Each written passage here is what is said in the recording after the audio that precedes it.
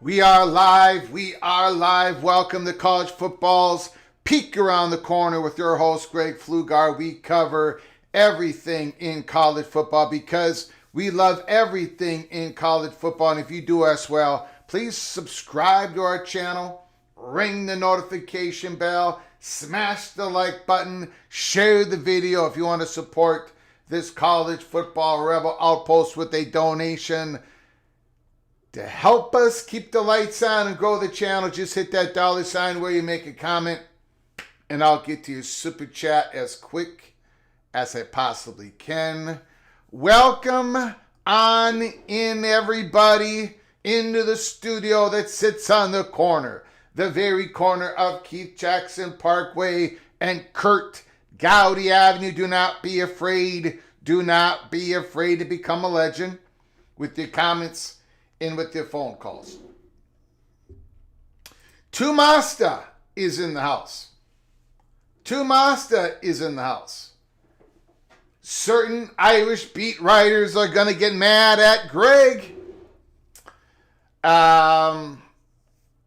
Who's to say they are not already mad at the fat guy from Minnesota? Everybody is mad at the fat guy from Minnesota. Notre Dame, Buckeye, Wolverines, everybody in the Big 12, everybody in the ACC, those evil Badgers, everybody is mad at the fat guy from Minnesota, the mayor of Loserville City. Except for maybe Miami Hurricane fans, because I predicted Indiana to cover the spread.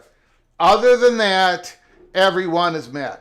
Again, we are doing one of these live shows that state the walls are closing in on Notre Dame football independence, quasi-football independence. And after this live show or during the live show, people are going to be going, that Flugar, that fat guy, that moron, he's doing it again. He's gaslighting. He's grifting. He's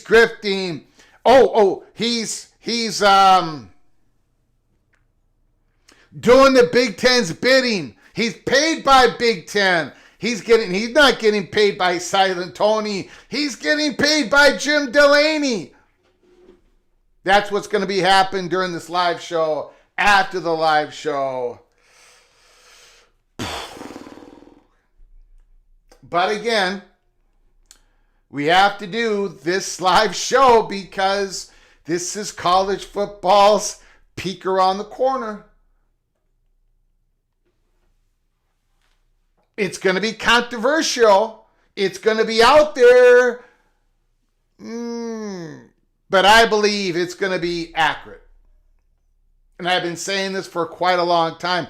In fact, I made a big point of the walls closing in on Notre Dame's independent football program during the Alston case. Because the Supreme Court justices, you don't have to believe me, go ahead and Google it. You all are smarter than me. You all are lawyers and judges in your past lives. Google it.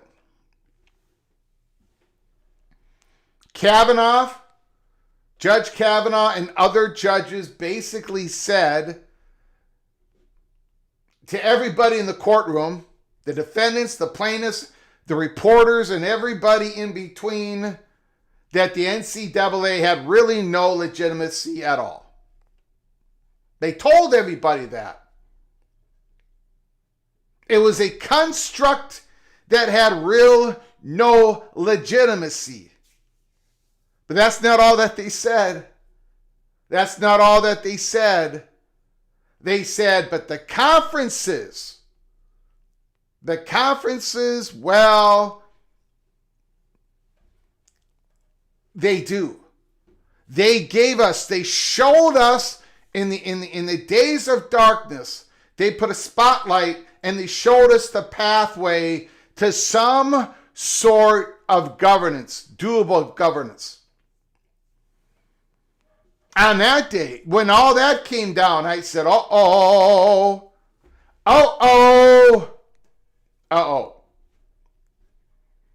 The conferences are going to get more and more authority. They're going to take back everything from the NCAA, which, by the way, is the creation of the schools within the conferences. The conferences are going to have more protection in the courts, supposedly, and they're going to be taking more and more control. They're going to be able to decentralize. They're going to be able to make their own rules. They're going to have more space to go. Eventually, do we go 4 pods? Do we go no divisions? What they ultimately did. Remember, you could not have a division where you did not complete round robin play in football. That was one of the rules. So when the SEC expanded, they had 2 divisions, SEC championship game, but they took away that. Now it's no divisions, or you can call it one conference, one division, and not everybody has to play everybody.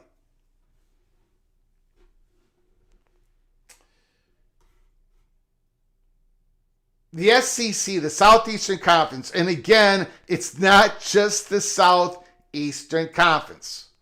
Let's do a recap real quick on the story of yesterday. From D1 ticker on X,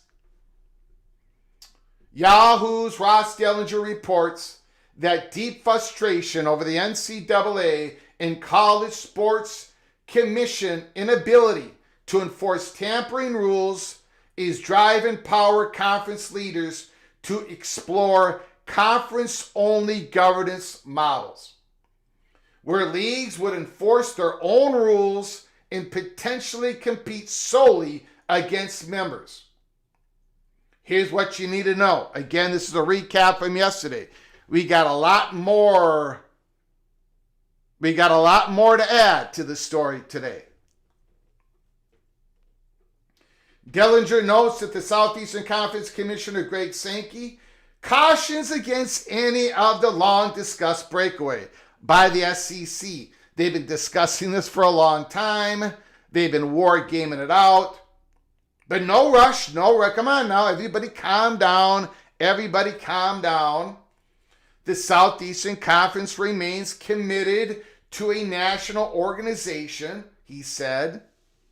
However, there are limits to that. In other words, is the SCORE Act going to pass or not? Is the House settlement going to get codified? Are people going to play by the rules? Eventually, the SCORE Act, that plane is going to land or it's going to crash land.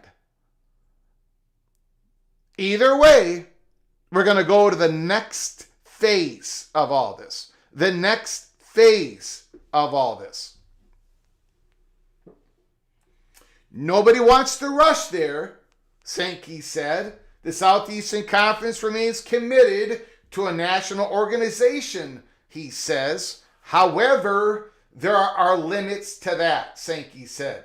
The frustration level is building. I anticipate that there's a lot of people that are saying, he doesn't have to anticipate it. He knows that a lot of people are already saying it. This might not work for us. Those people exist well beyond the SEC's footprint, even if they remain in the background. One Big Ten athletic director tells Dellinger there is support among other memberships for a similar model. Each league governs itself and plays only games within the league. And we talked about this yesterday. Now, we got a lot more to get through here. We got some, just everybody buckle up and brace for impact. I did a live show yesterday. I talked about how the SEC is frustrated. I also talked about how the Big Ten is frustrated. I'm sure the Big 12 is frustrated. I'm sure the ACC is frustrated. Remember, I put the Southeastern Conference officially at DEFCON 2 yesterday. The Big Ten has been at DEFCON 1 for about 3 months. But a lot of people really went after the SEC in my comments. Right? They really went after them. You know, the Southeastern Conference is poor. They're calling the Southeastern Conference poor. You can see the comments. They're not going to be able to compete in the world of NI. They don't want a no cap. They want a cap. They're losing. The Southeastern Conference is losing traction and all this stuff.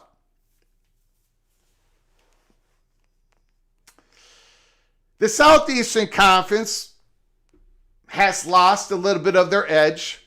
The Big Ten has seemed to at least leveled up to them. Most likely has surpassed them. But there are no permanent victories in college football. And the Southeastern Conference is not poor. People are now overreacting. Remember, all year long in the comments section, all year long, my beautiful PATC family, the Big Ten's in trouble. Great. Look at the ratings. Great. They're not going to be able to keep up. Great. NBC don't like the Big Ten. Great. Tony Petitti is a moron. Tony Petitti's 2014 playoff is absurd. On and on. And now all of a sudden is The Big Ten is running everything. The SEC is falling apart. The SEC needs to put a stop on everything. The SEC is crying and complaining because they no longer can compete. People overreacted. I'm sorry to say this. This is why this is the most unpopular college football YouTube channel in the country. People overreacted on the Big Ten's issue, as I said all year, and they're overreacting on the Southeastern Conference issues right now.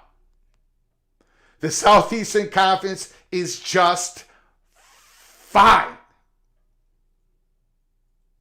Sorry. I know a lot of people are going to turn this live show off. They're going to unsubscribe to me once again. The Southeastern Conference is just fine.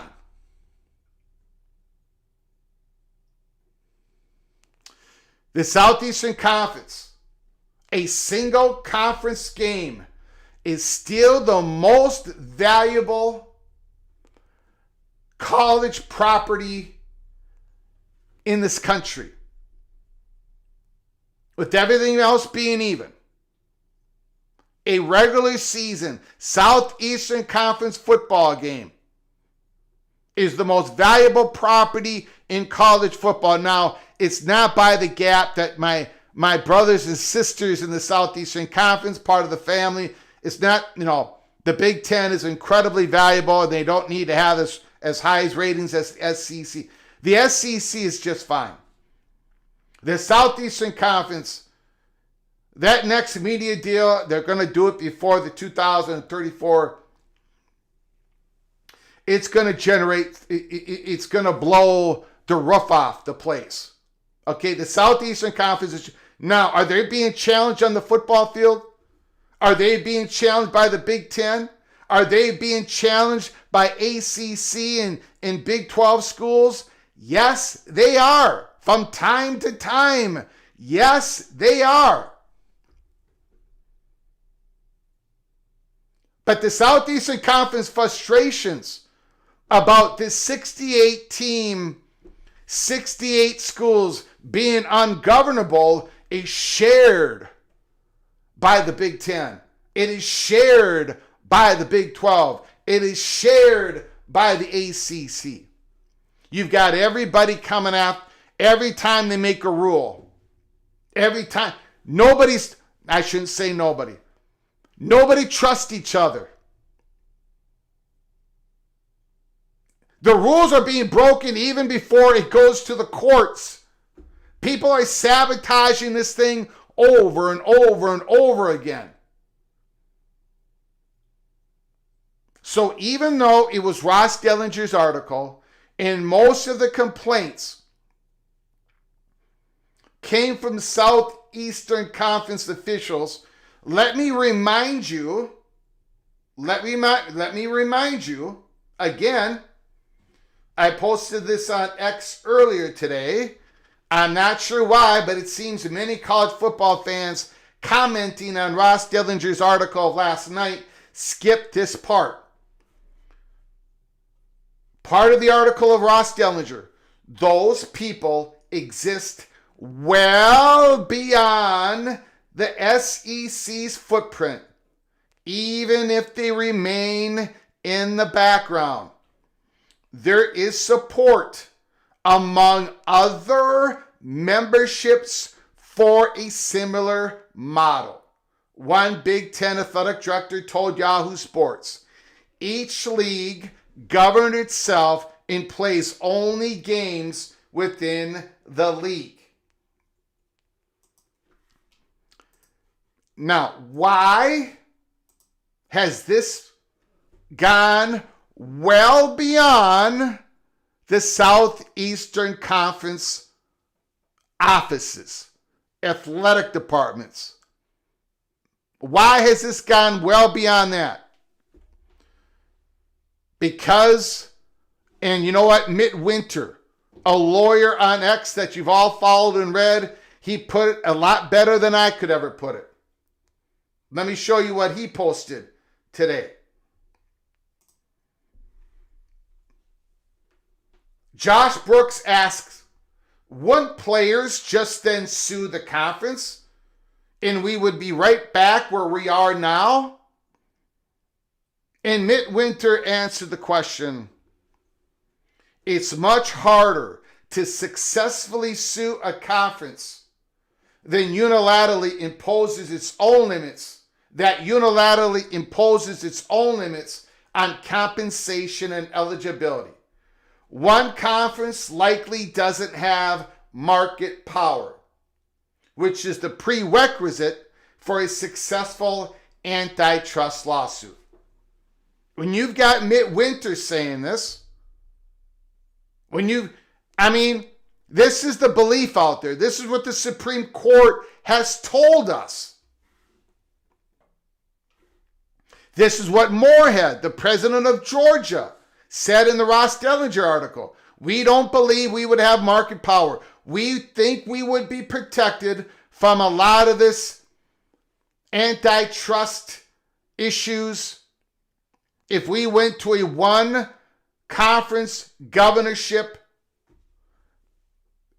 enforcement rules. And again, it's not just the SEC. Not just the SEC. Which takes us back to this. If we cannot get it together, if we cannot come up with a governance with rules, if people don't start playing by the rules that all the schools created, by the way, and it's not just the rules, guys.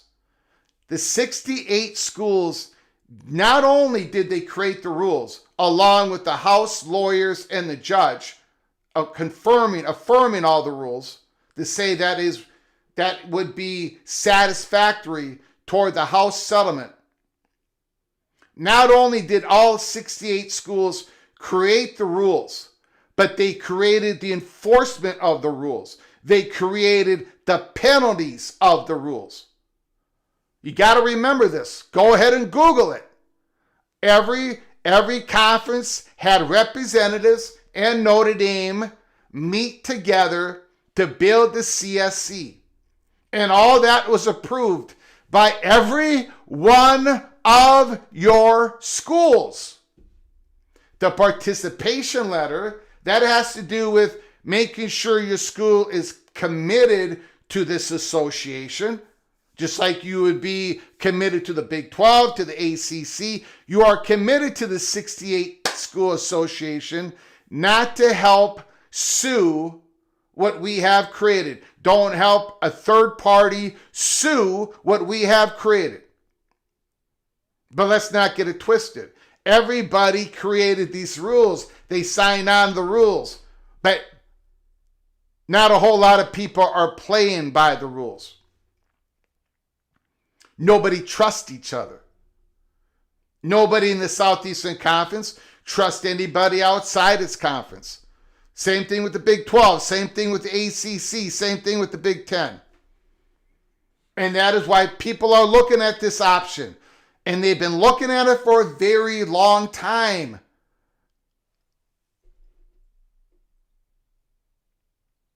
Going into the silos. Going into the Southeastern Conference saying, these are our rules. These 16, 18, 16, or 20 schools agreeing to these rules, just like they do with the Southeastern Conference handbook, that everybody's got to follow all these rules. And if you don't follow this rule, the commission is going to rule on you, and there's going to be a short appeal process, and bam, this is your punishment. And then we go on. Same thing with the Big 10. Same thing with the ACC and the Big 12. And you have seen it commented. If the Southeastern Conference is going to create their own universe, they're most likely going to play each other. They're going to have 12 conference games. Maybe 11, but probably 12. They're going to want to play with teams that they know that they're overlooking, and if they do something wrong, they get punished. But they don't have control over the Big Ten. They don't have control over the ACC. They don't have control over the Big 12. So this is where we're at. This is where we're at. And look, we've said this before.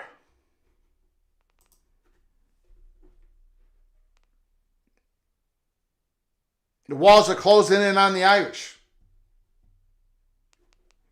It was never going to be about playoff access. It was somewhat going to be about the Notre Dame being able to keep up revenues, but they did a pretty good job on this last NBC sliding scale contract that they've got.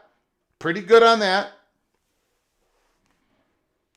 But Notre Dame, the walls closing in on Notre Dame was always about, can they maintain competitive? Can they be competitive in their non-revenue Olympic sports in the ACC? Are they going to get enough exposure? Are they going to get enough revenue?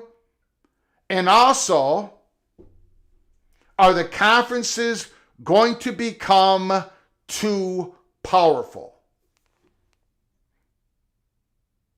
Just like what the Alston case indicated.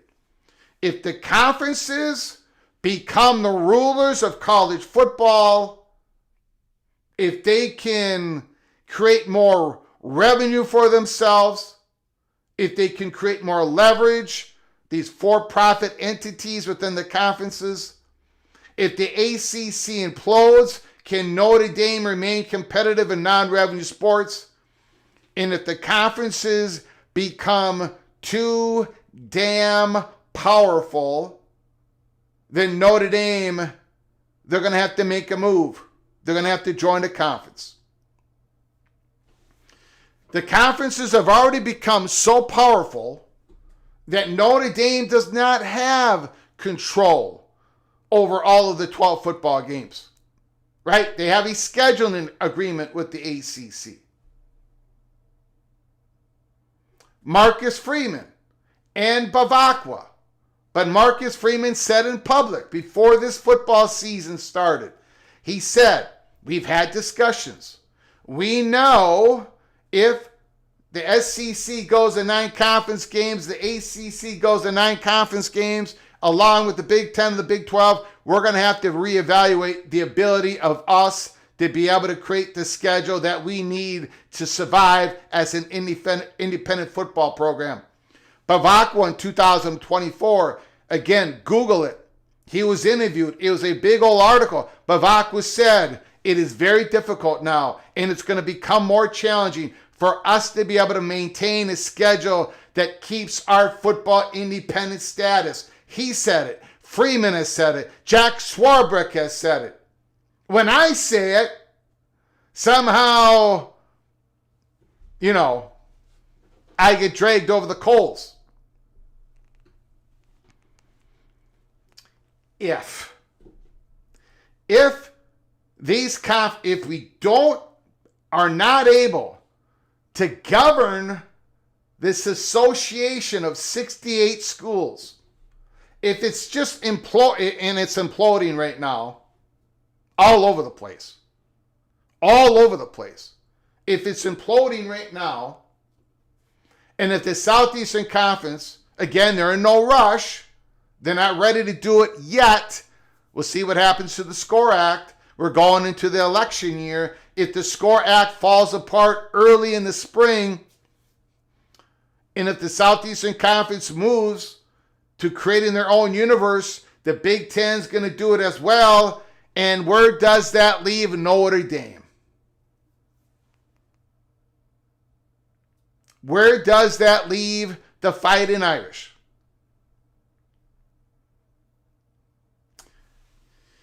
It leaves them with the inability to remain a quasi-football independence. That's where it is. The only way that the walls do not continue to close in on Notre Dame is if we get a handle on our governance. And I don't know. Look, I have no idea what the answer is anymore. Because, and I've been screaming in the microphone, nobody, hardly any, there's too many entities that are not following the damn rules. So this is where we're at. Of course there was going to be a casualty to all this. There is no way we can continue on like this.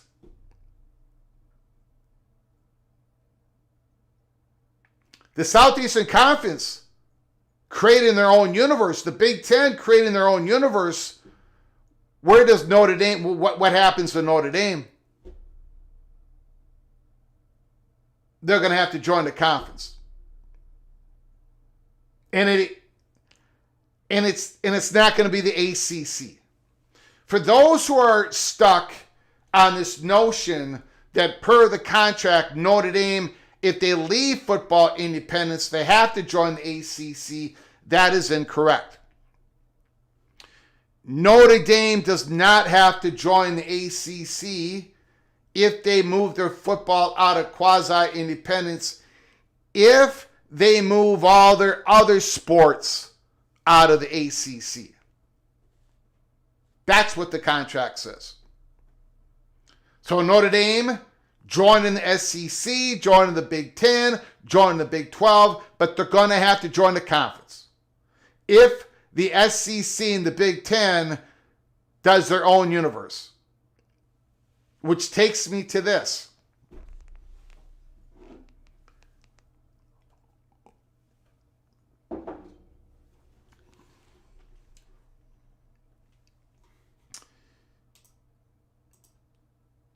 I don't know.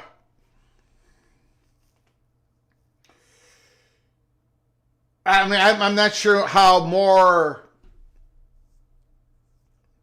I'm going to try to say this as clear as I possibly can.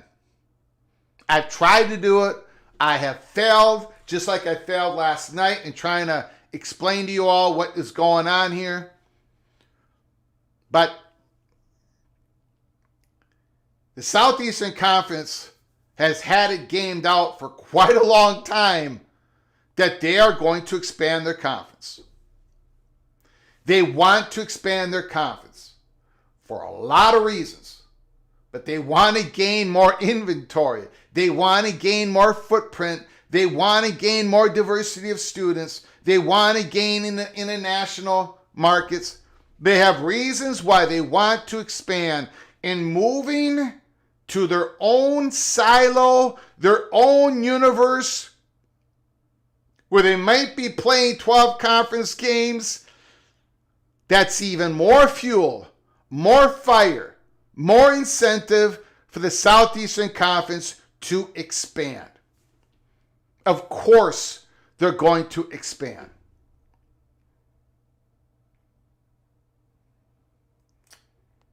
And you can take this however you want it, but the Big Ten has been planning to expand again.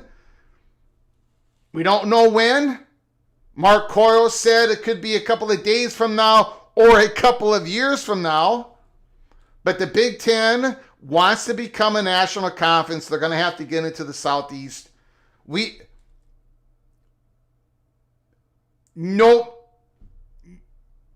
Everybody believes this in the Big Ten.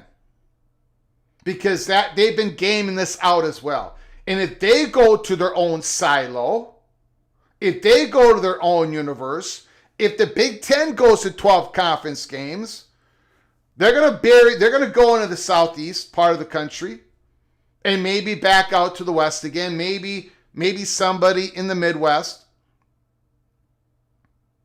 12 conference games, a whole lot more conference games, a whole lot more inventory. Now, as a college football fan, do I like this? No, that's not what I'm arguing at all. I've been arguing against this. I've been fighting against this. I've been saying people got to play by the rules or these conferences are going to. The last time I was on the College Football Mafia show with Moen and Wild Jude and Nathan, the Bomber, I said to him, the Big Ten, they're going to go.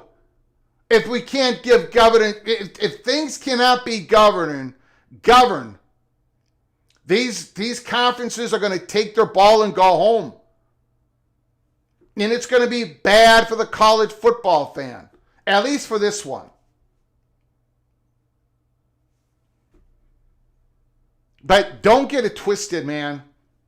The Southeastern Conference is going to be just fine in their own universe. And the Big Ten is going to be just fine. It's the rest of them that are going to be hurt. The MAC Conference not being able to play against the Big Ten, it's going to crush them. It's going to hurt the Big 12. It's going to hurt the ACC. And it might hurt the Big Ten a little bit. I'll give you that. But because we can't seem to govern ourselves. As Mitt Winter said, I'll say it again. He hit the nail on the head. It's much harder to successfully sue a conference that unilaterally imposes its own limits on compensation and eligibility. And we have known this for years. This has always been the threat. One conference likely doesn't have market power. Exactly what the president of Georgia said yesterday, which is a prerequisite for successful antitrust lawsuit.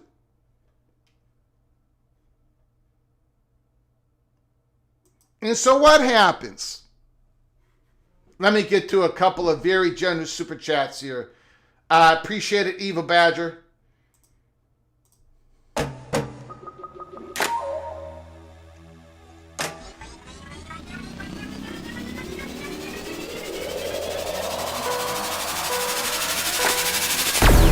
$5 holler, Eva Badger. What if the NFL had a rule that college players declare for the draft by their age 23 season to help with eligibility? Thank you for your super chat. Thank you for your generosity, Eva Badger. The courts have ruled on this.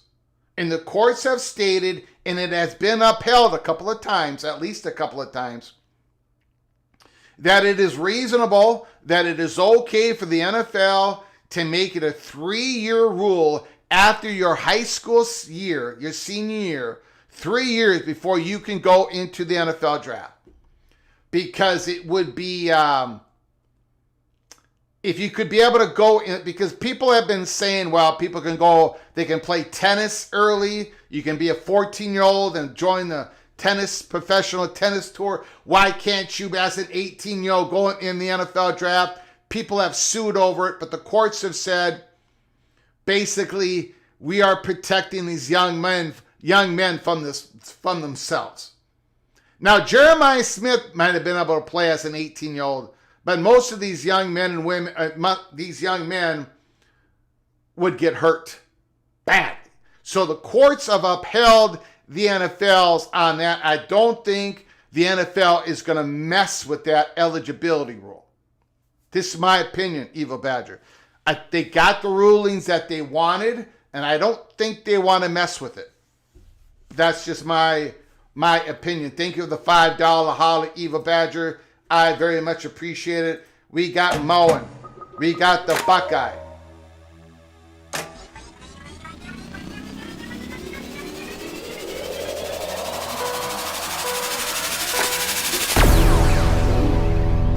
My goodness. My goodness. The Buckeye throwing a shot at the Fighting Irish. Then, now, forever bend with ND capitalized. Bend the knee. Aww. Thank you for the $5 holler, Moen. I very much appreciate it.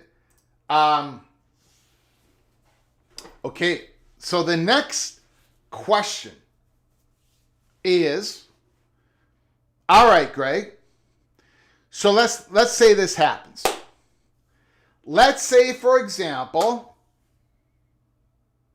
nobody trusts each other. We have no governance. The codification in Congress does not work. The codification of the House settlement. People don't trust each other. People want to raise up the rev share way past the agreement, the rev share cap. Some want to rip it all up and say no cap on any compensation toward the football players. What happens if the Southeastern Conference goes in their own silo? The Big Ten goes in their own silo. What happens then to the playoffs? Is there a playoffs? How can there possibly be a playoff if conferences are having their own universe, playing by their own rules? That's a great question, and I don't have an answer. I don't think, just my opinion, but I don't think the Big Ten and the SEC, not that they can come together and make any sort of agreement anyways, as we saw in their advisory group, they didn't get anything done. They didn't get squat done. Greg Sankey keeps saying we need a smaller room of people to make decisions. Well, you had a small room of people, Greg Sankey, and you couldn't make a bloody decision with the Big Ten. But what happens to the playoffs? I don't know the answer to the. I don't know. I don't know if we would just have a Southeastern Conference national champion. I don't know if we have a Big Ten national champion, a Big 12 national champion, an ACC national. I don't know. But it is my opinion. I've talked to quite a few people, including Moen, the Buckeye. I've talked to quite a few people on this. And I don't think the Big Ten and the SEC, if they want to protect themselves from being accused of antitrust violations, I don't think they can go in collusion together. I don't think they can set up rules for two conferences, because then they would have market power. I think they would expose themselves. That's the problem with going in these silos. Maybe, just maybe, the Big Ten and the SEC, they quote unquote decide on their own rules, their own governance, but they kind of sort of closely mirror each other without communicating to each other. And maybe, just maybe, the Big Ten and the SEC, like the American League and the National League in baseball, or the NFL and the AFL in the first couple of Super Bowls, maybe, just maybe, the winner of the SEC and the Big Ten play in the college Super Bowl.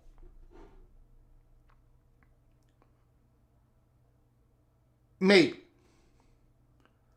But this whole thing of the Southeastern Conference, possibly, maybe, going to their own silo, and the Big Ten going into their own silo, and it's only going to fuel conference expansion, maybe even past the numbers that I even thought was possible, and whatever that third conference is going to look like, and they would be in their own silo. Is this going to happen for sure? No. Nope. Is this a real threat? Yes. We've been talking about it for months. They've been talking about it for more than a year, couple of years. That Alston case, man, we talked about it at the time. It was like, whoa! Conferences are going to be taking over the governance of college football. And I think the SEC is getting closer and closer and closer to pulling the trigger. They gave Ross Dellinger all this information. The president of Georgia, the athletic director of Florida, the athletic director of Texas, the Big Ten is not shooting it down. Big Ten sources telling Ross Dellinger, man, we're talking the same stuff here. We can't get everybody together. We cannot play by the rules. We can't even play by the eligibility rules. Earlier today, I put out episode, I think it's 466, an episode that everybody can watch, right? Ross Dellinger, as athlete pay implodes, the NCAA's eligibility crisis continues. Nobody is now I shouldn't say nobody, but schools, they know what the rules are on eligibility, but when they have a great football player that needs another year that falls outside of the parameters, the schools are pushing the court cases into counties in front of favorable judges to exploit the eligibility rule.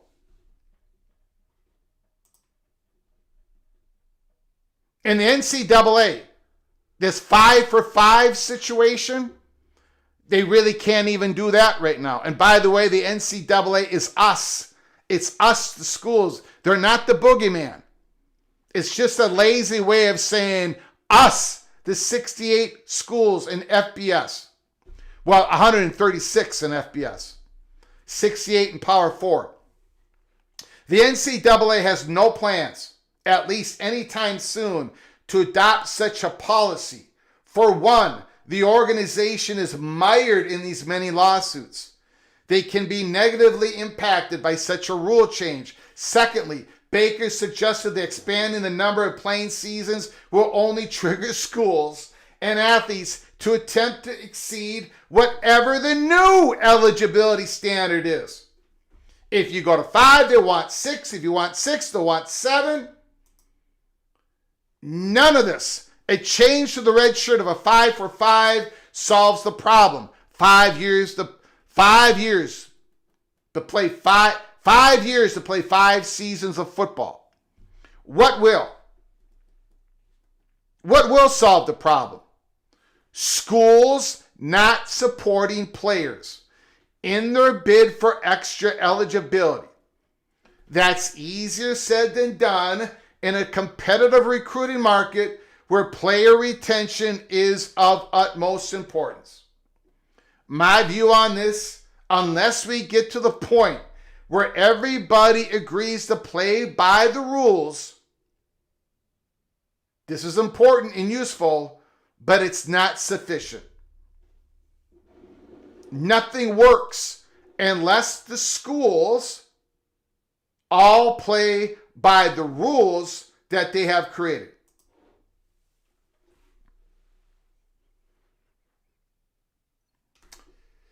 So, I will take your phone calls, super chats, of course, supersede other comments. I'm going to take your phone calls in a little bit. We've also got some other news that I just wanted to point out real quick here. Real quick. Miami Athletic Director Dan Radakovich. You can go to @DavidHale @DavidHale's X account, and you can listen to what Radakovich said in an interview. But I listened to this interview, and Dan Radakovich, man, well, first of all, let me tell you what the post says, in case you missed it. David Hale.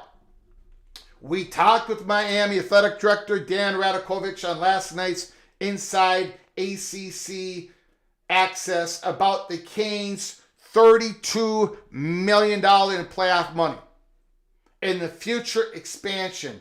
Can we get to 24? Well, not only is Dan Radakovich supporting us to get to 24, but he sounded, and I listened to it, you can go ahead and listen to it, he sounded kind of optimistic. It sounds like he's on Tony Petitti's side. Like, we do 16 for a few years and we eventually get to 24. 24 works with FCS. It sounded like to me, and I think it would sound like to you, Dan Radakovich is a Tony Petitti supporter in the army of 20, maybe not the 4-4. But he also said either with automatic qualifiers or not, he is for the 24 playoff. So, no, I don't know. Maybe that is because Radakovich is, maybe he's trying to buddy up to Tony Petitti a little bit. Maybe there's some cloak and dagger stuff going on there. But go listen to the interview, because the question was asked going into this week, going into that Sunday meeting with the commissioners, with the presidents, with everybody before the championship game on Monday. What do you think? How do you think the discussions are going to go on the college football playoffs? And Radakovich said 16, but 24 eventually.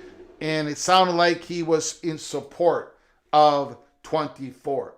One other thing that I wanted to mention. But let me go to a very generous super chat. Ricky Tungate, Mr. Hooja.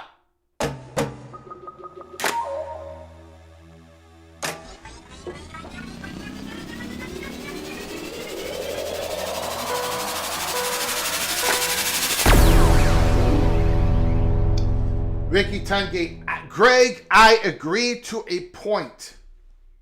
But watching 77-3 games aren't fun. When was the last time Indiana played Minnesota? They play next year, but I like better game.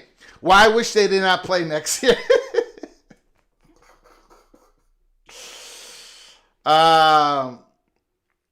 Yeah, I'm going to get a root canal, I think. Now, I'm looking forward to when they finally release the Big Ten schedule. So I'm going to call the dentistry. I'm going to call the dentist office and say, Indiana, Minnesota, play on October 5th, whatever. I want a root canal done on October 5th because I think that's going to be a less painful day for me than staying at home and watching the Hoosiers, Gophers in a watch party here at PATC. But Ricky Tungate, think of this. If the Big Ten, and I don't want it to happen either, Ricky Tungate, but if the Big Ten does go in its own silo, in its own universe, then you're looking at 12 conference games. Right? So you're going to be playing everybody in your conference, at least once every 2 years. So that would take care of that issue. But I understand, Ricky Tungate. Thank you for the $10 holler. I appreciate it so very much, Ricky Tungate. Thank you so very much. Thank you so much for the generosity. Indiana Hoosiers national championship game this Monday. Holy smokes, Ricky Tungate. I hope you are ready. I hope you are ready. There are no rules, Greg. Yes, there's rules. Everybody knows the rules. There are rules and there are enforcement and there's everything out there. But nobody trusts each other. But there are rules. They were created by all the conferences and Notre Dame.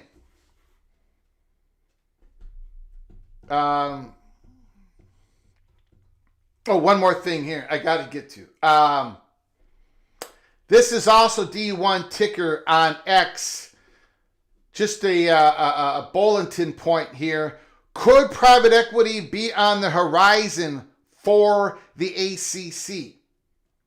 We'll continue to look at private equity to see if it makes sense into the future. But as of right now, there's nothing that the board has felt really was right for the ACC. My job as commissioner of the ACC is to bring forward any and all opportunities for our board to consider in our institutions, because that's exactly what we've done over the last couple of years. So that is an update. That's an update. There is nothing there yet that would be for the positive of ACC when it comes to private equity. We're all sitting around waiting to see if the Big 12 can punch it into the end zone, if the Big 12 can get that Ortoro Capital and Redbird Capital deal, what I don't know how you want to call it, financial deal with the Big 12. We have not had any reports on that as of late. Nobody has told me anything about it. Is it going to implode? Is it going to go up in smoke? Or is it going to get done in the Big 12? And if it gets done, does the ACC follow up? Can they get North Carolina on board? But again, the whole North Carolina, they're definitely at the center of the stage in the Holy Smokes Theater. So a lot of things happening. A lot of cloak and dagger. Amazing Blue, we've got a super chat.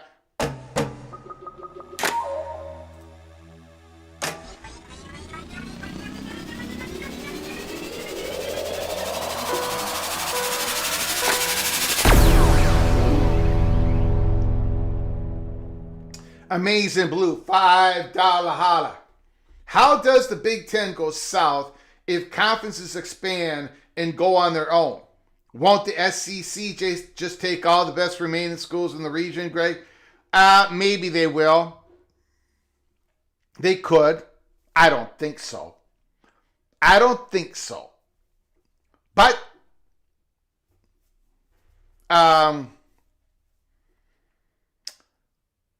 I don't know if there's enough juice there.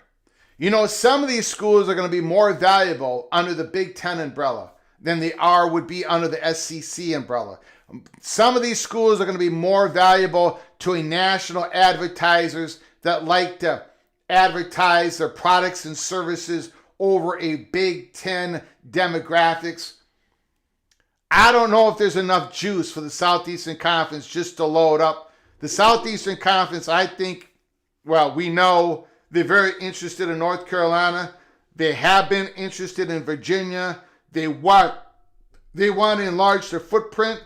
They want to diversify their markets. They want to diversify their student population. I mean, you know, and look, I've said this before. This was in a body. This was.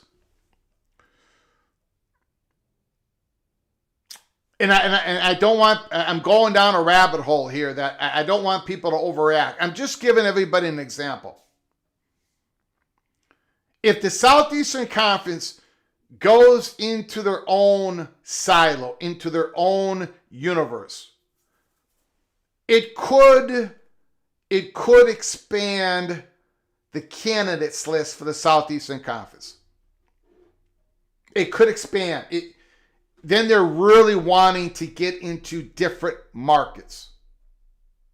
I'm just saying. So there might be some, I don't even want to mention them because I'm going to get just hollered at by you guys. But it might go past the big scoop of a Florida State, of a Clemson, of a Virginia, of a North Carolina. It could include some other candidates. And we'll talk about that later. Thank you, Amazing Blue. I appreciate it. I don't think the Southeastern Conference is going to do that. I cannot, for example, Georgia Tech, the Southeastern Conference, in my opinion, is not going to add Georgia Tech. Okay? I don't see how that would help the Southeastern Conference at all. I don't think I don't think it's even possible. But Georgia Tech is going to be one of the candidates for Big Ten expansion. So that's just one example. And I don't think the Southeastern Conference is going to do 3 Florida schools. Just another example. Kansas. But thank you so much for the $5 holler, Amazing Blue. I very much appreciate your generosity. Let's get to the phone lines. I've been yapping for almost an hour straight. So let's get to the phone lines. 763-260-1333. Make sure if you haven't yet, subscribe to our channel and ring that notification bell because we can come on live at any time. Call from KFan 1993. KFan 1993, the floor is yours. Go ahead, sir. I appreciate you calling. How you doing, Greg? I'm doing good. How are you doing? I'm doing good. Getting ready to hoist number 6 on Monday. What was that again? Getting ready to hoist number 6 on Monday. Okay. All right, Miami. All right. I hear you. Go ahead, sir. And before you get mad at me, I just want to kind of go ahead with my thought process. And again, I don't necessarily agree with this. I miss the old days about 2 decades ago when things were simpler and this is more of an amateur sport. Yep. But if I'm Miami, for example, and we're talking about rules, right? Yep. It makes sense to me that the SEC wants to go back to the way it was a decade ago because they were able to go and filter money through churches and car dealerships and things of that nature, even though there were rules in place to play players and be able to get. That's why Alabama dominated for so long. It was well known down here that Nick Saban was paying players off, dropping off McDonald's bags full of money for the top athletes down here, which is why Miami fell off. Now that the playing field is finally leveled, and Miami can go and offer as much money, or Texas Tech, or any of these other schools as an SEC program is, you see the scales balancing. So the SEC, yes, they all signed on because they would love to go back to an age where they were allowed to cheat under the table. Everyone knew it, but the NCAA never once came down on them.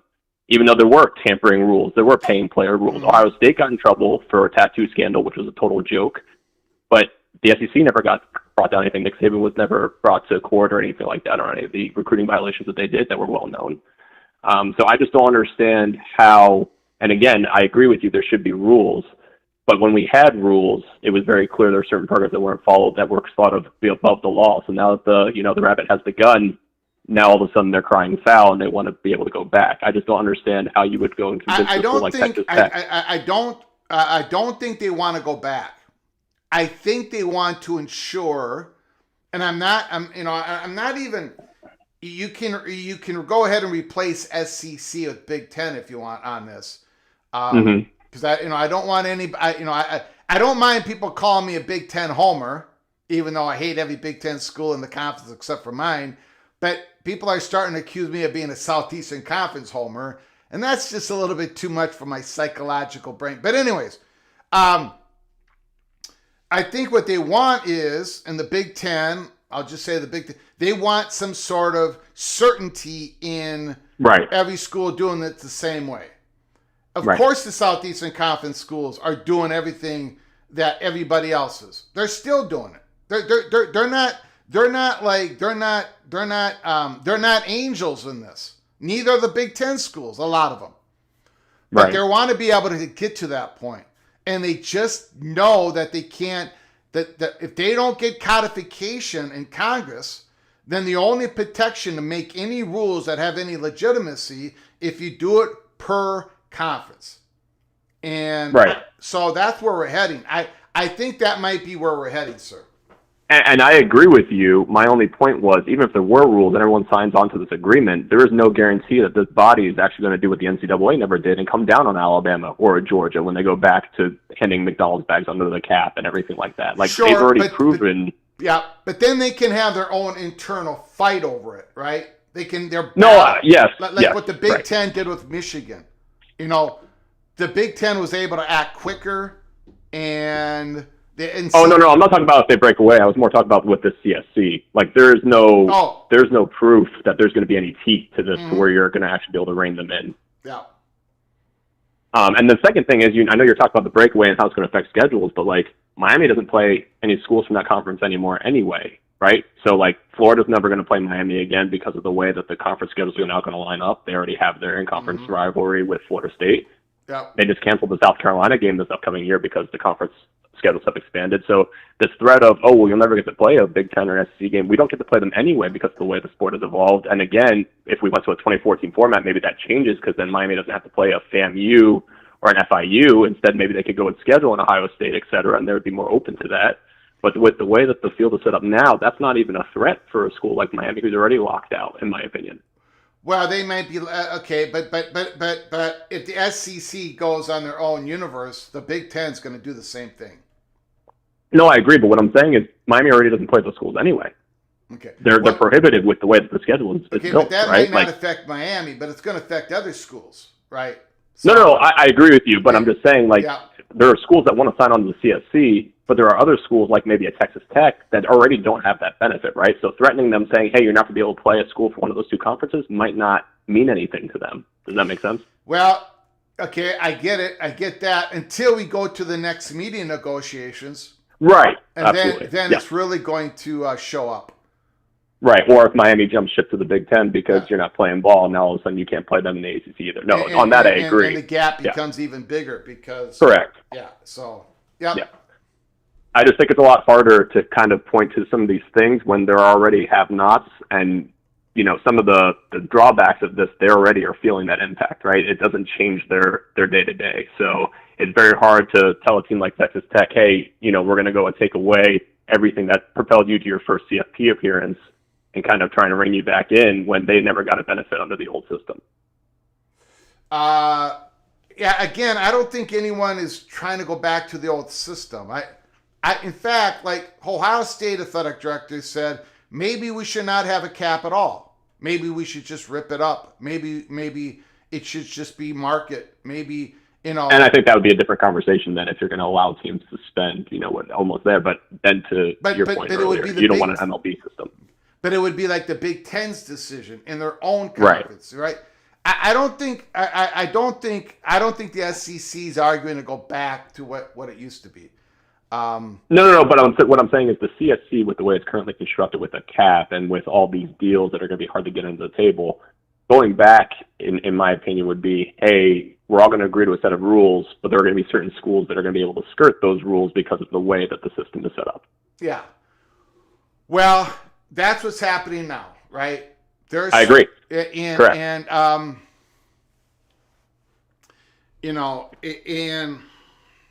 it's a lot easier, to your point, if you're in a conference, because like what they did with Michigan, you can come down on them. You don't need to wait for a federal court, hearing or anything like that. You can sanction them internally. It's a lot easier to do that. Yeah. So, I mean, is this what, I would like? No, I'm a big fan of Army Navy. They should have their own weekend. It should include, now that they're in a conference, that should count towards conference standings. The fact that we're playing playoff games around that game is a catastrophe. The fact that West Virginia and Pitt don't play every year is a catastrophe. Like, I would love for the sport to go back to the way it was when I grew up, but I don't think that's ever going to happen again. So there's almost a point where it's like, maybe we need to allow that sport to kind of live the way it was and allow this to kind of get to its final destination quicker instead of allowing it to bleed out slowly like it's happening now. I mean, eventually the SEC and the Big Ten are going to break away. I don't see any other way around that at this point. Yeah. It's just too different. Yeah. And getting back to your comment about Miami not being affected by if the SEC went to 12 games in the Big Ten, they wouldn't be affected by as other teams. But like Notre Dame would definitely be affected, right? That's correct. And then if Notre Dame is affected and they feel that they have to join the conference and it's not the ACC, now it starts to affect ACC. You know what I'm saying? No, I agree with you, but I would think in that scenario, if I'm being 100% honest, Miami wouldn't be affected either because Miami would also be leaving the ACC. Yeah. So, I mean, yes, I'm trying to provide the other perspective as far as and you're doing it would be nice for everybody to fall, on the rules and, hey, we're all going to play by the same book and everything like that. But there's the last 20 years that'll show you that even if you have rules, there are certain teams due to the way that the system is set up. And, it's very hard to govern 100 and however many FBS schools there are underneath one banner. Yes. So it's a lot easier to do that with 60, unfortunately, or 40 teams if you're going to go to two conferences. Yeah. So, all right, I appreciate it. You got it, buddy. Call again, Have a good day. Yes, sir. Bye. Beautiful call. Beautiful.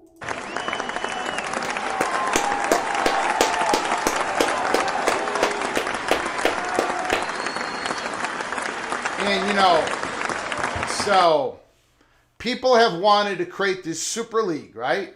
60, 70 teams, Super League, get private equity involved, billions of dollars, divided up in divisions. This entity, this Super League entity, would create the schedules. How are you going to govern that? How are you going to govern that Super League?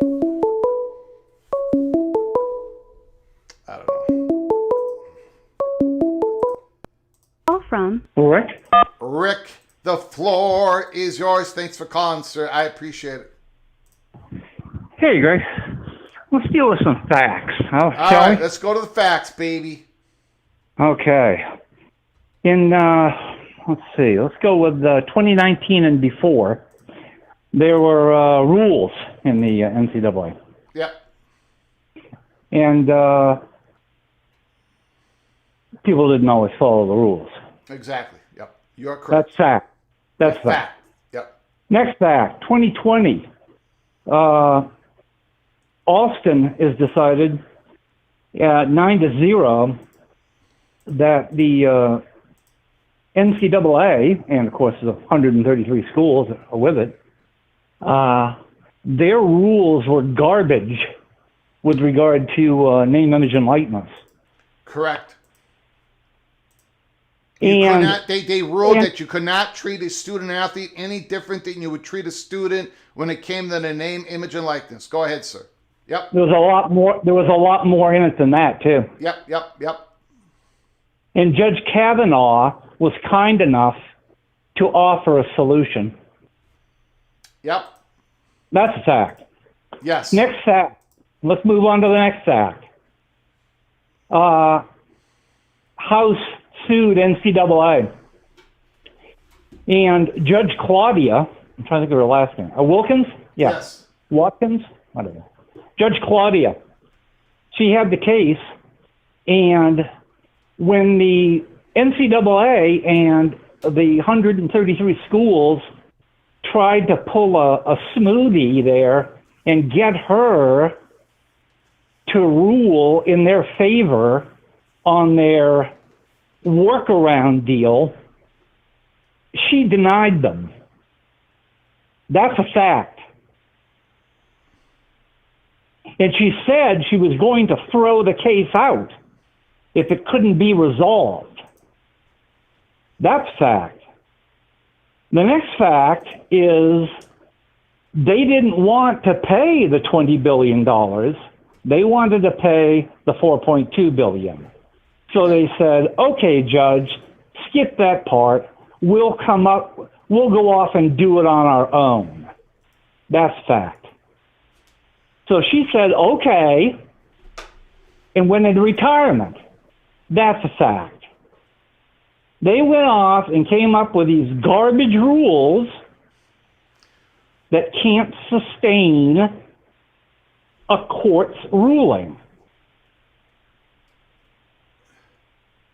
That's not a fact yet, but if it were taken to court, it would be a fact. And the rules, like they were before, would be deemed garbage. So you can't go around saying they don't follow the rules when in fact they're really not following the garbage. Okay. Number one. The rules were created by the schools, right? And by the House lawyers and stamped approval by the judge. Okay? No, they weren't stamped approval by the judge. Number one, the rules were created by all the schools and the House lawyers, and the settlement actually took into effect. The judge. It did. That's fact. Okay, that's fact. And the fact is that schools are not playing by the rules even before anything been shut down by the courts. That's a fact. So that has got the schools going, what the hell, what are we going to do? Because we can't even play by the rules that we created, even before a court shoots it down. That's a fact. Okay, how about this? But hold on. No, because she could have ruled in favor of the rules that were created, but she didn't. No, because that wasn't the part of that. Because that wasn't the point of the class action lawsuit. That wasn't a part of the class action. Yes. I'm not. Look, this is not a debate on whether these rules can withstand court cases. I'm telling you that all that nobody's matters, playing by Greg. the rules before they got shot down by the court cases. But I want to go That's all back. that matters. No, if that's all that matters. If they can't be sustained by the court, they're garbage. But we don't. But that hasn't happened yet, Rick. I know it hasn't happened Okay, so- because they've been doing everything they can to fight it. Okay, They know all right. it won't be able to Okay, pass I'm gonna- muster. Okay, let's go back to what you said about Kavanaugh. His solution. What was his solution? Conferences. Okay, and here's the thing. Ladies and gentlemen, Rick is correct. He said conferences. But he also talked about collective bargaining. So if a conference, if the schools can agree for representation of their labor and have a CBA, go for it, baby. Go for it. And if it's a great bargaining agreement, you're going to attract student athletes. You're going to go for it. Go for it. In your own conference, you don't need all the other conference to agree. If you're a forward-looking conference, go for it, baby. Have your student athletes become employees. Go ahead, Rick. I'm waving the flag with you. Yeah, right. Go. Yes. But I've been waving the flag for a long time. Go. All right. Because whoever is left over can go back to the old ways.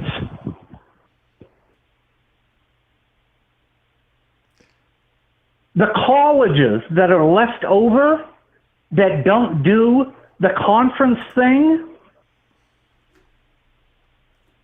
will be like Division III and Division II and subdivision. Right? Yep. All righty, sir. We got a lot more calls coming in, Rick. Bring it. I appreciate you, man. Thanks. Beautiful.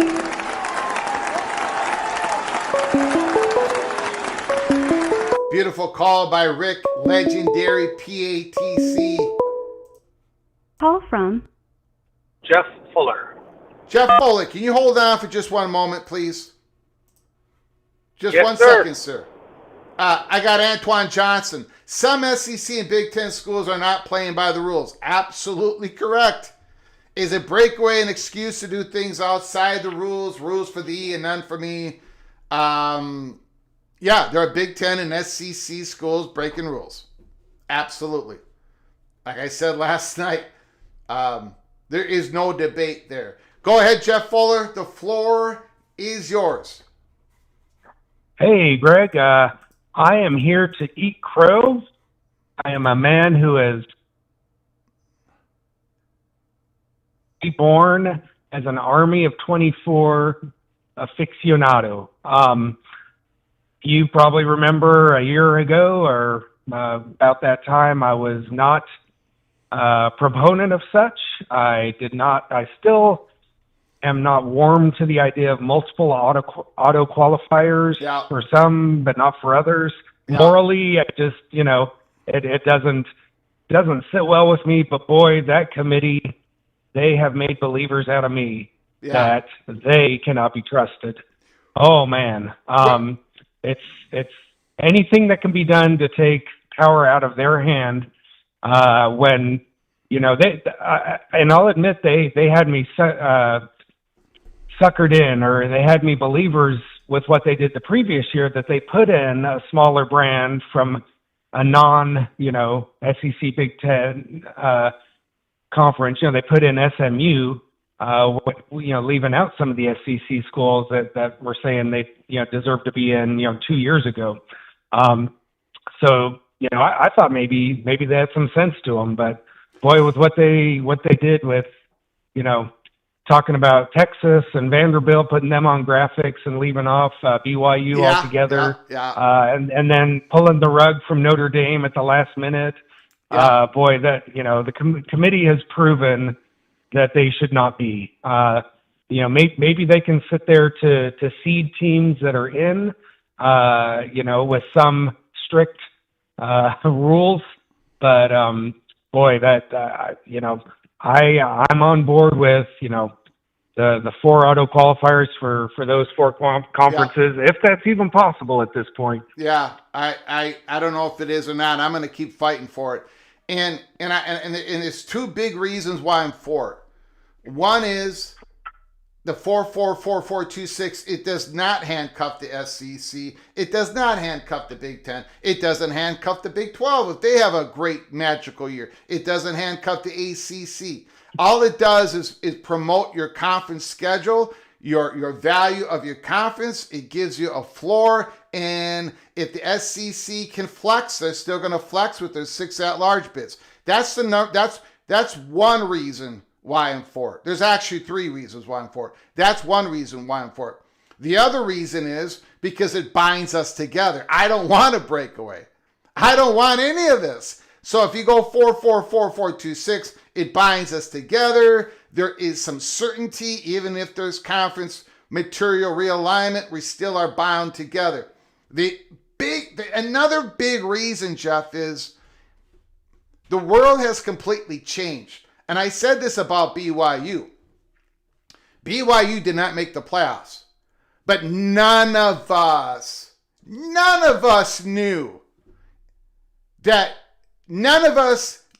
for sure that BYU wasn't the second best team in the country last year going in the playoffs. Like, their only 2 losses was to a phenomenal Texas Tech football team, right?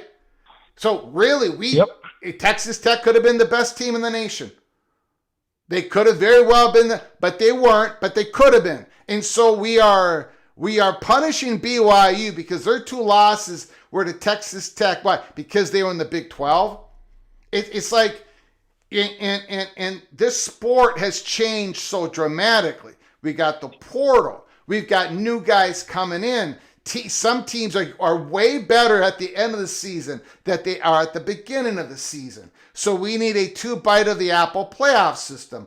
Teams might shine in the non-conference games, which makes it better for them to get that large bid. Some teams shine later, better in conference play, that they may qualify in the top 4 AQs in their conference.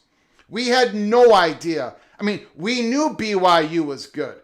We knew Vanderbilt was good. We knew Texas was good. We knew Utah was good. Utah and BYU football game, I said it at the time, was absolutely fantastic. BYU was better. Utah was damn good. All those teams should have been in the playoffs because we really don't know who the best team in the country is. We don't know who the eight best teams are. We have no clue. Look what Miami's done. If BYU would have beaten Texas Tech, Miami would have never even gotten in the playoffs.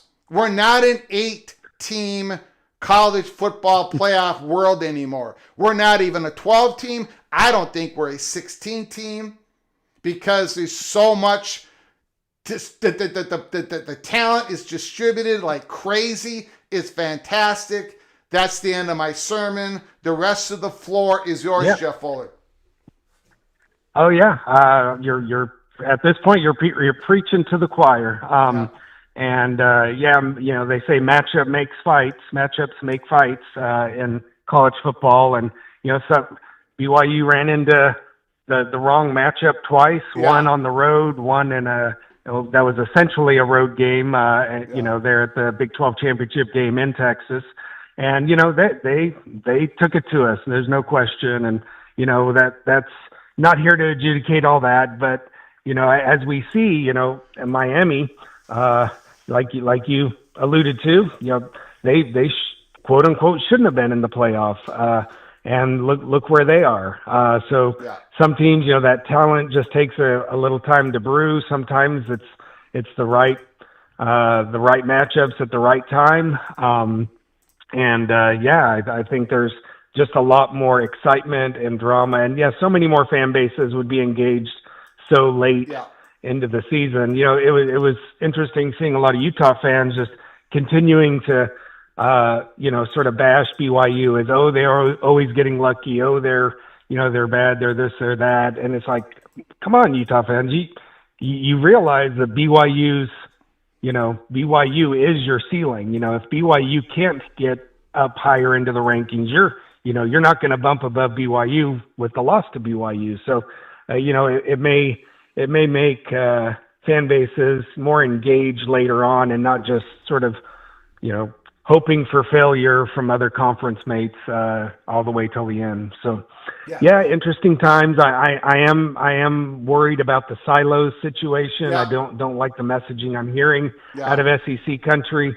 That is not where we need to go. We need to get people to sign on the dotted line and get, agree to rules, and maybe the 2014 playoff is what gets everyone to consolidate there. But it sounds like the SEC needs some more talking to in that. Yeah, and I just want to talk BYU football for a moment, if you've got another minute. So I started calling Bear Bachmeier Superman this year because, if it was 3rd and 5 and he hit a linebacker after 4 yards, he was going to knock that guy over and get 5.5 yards and get that first down. I mean, that kid, that freshman season. Oh, he's a beast. Absolutely spectacular. Like he made almost every play out there. It was absolutely brilliant. Man, you got to be excited for year 2 with Bear Bachmeier. Oh yeah, I mean, bringing back essentially every major contributor on offense or defense that has not lost a seniority in graduation. No, a couple guys could have gone in the draft. LJ Martin, Big 12 Offensive Player of the Year, was our running back. Wasn't our quarterback. It wasn't anyone on any other team. We're getting that running back. We're getting Bear Bachmeier. Losing some experience and some leadership, but have some good portal ads. I'm excited. Cougar Nation's excited to see, to build and try to break through what seems like a glass ceiling that the committee keeps imposing. And just saying, you're BYU. You have to, to prove it to us. And I'm just sick of the double standard there. And again, Army of 24 seems like it opens more doors to more people. So let's go. Let's go. Jeff Foley's on the bandwagon, guys. Very important voice in college football. Jeff Foley, I appreciate your call, sir. Yes, sir. Appreciate it, Greg. Take it easy. Call again, sir. Appreciate it. Yes, sir. Yep. Jeff Fuller, BYU Cougar.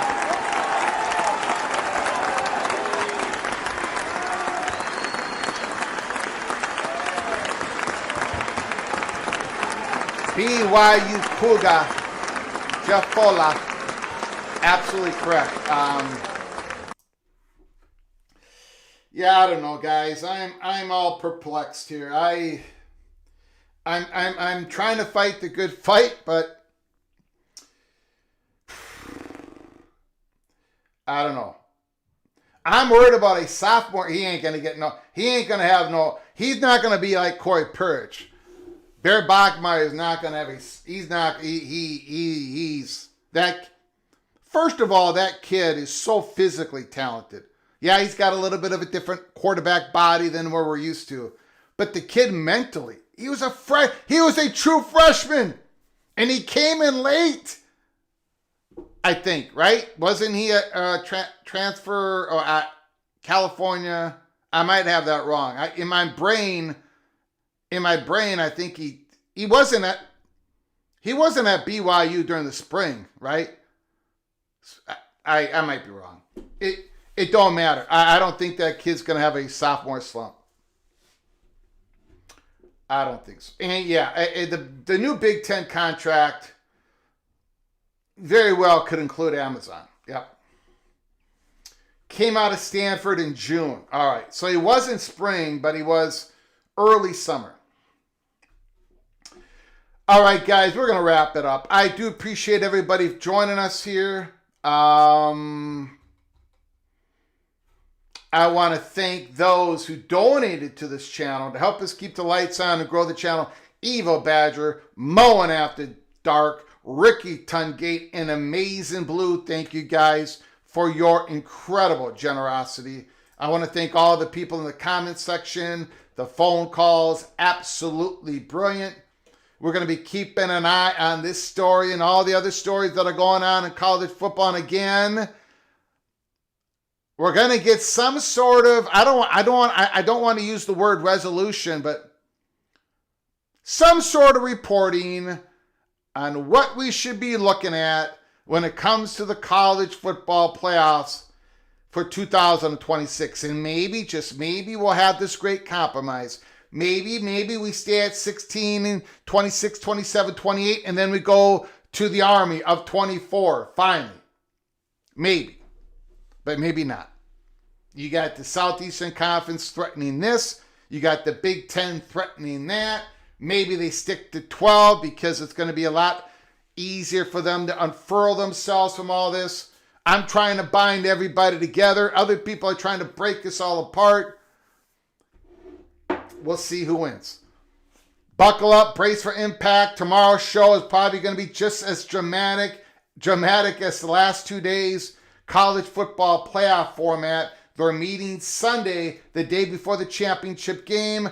I'll see you tomorrow or later tonight if there's breaking news. Subscribe, ring that notification bell, and as always, from all of us at College Football's Peek Around the Corner, to all of you, please, you all take great care of each other.